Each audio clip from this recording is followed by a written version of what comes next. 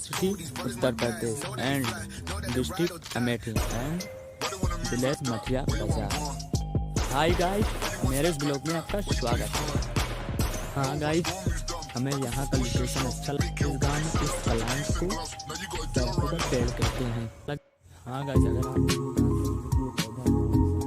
इस पौधे का उपयोग होता है तेल बनाने में एंड ये पौधा आपको ज़्यादातर उत्तर प्रदेश में मिलेगा। ये पौधा आपको दिखाएंगे हम उड़ते हुए पक्षी को। इस वीडियो में आप बने रहिएगा।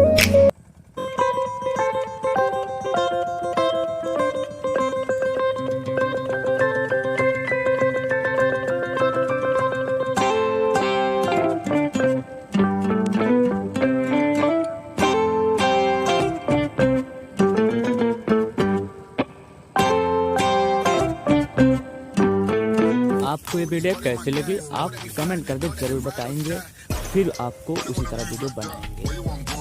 जब तक के लिए जय हिंद, जय भारत।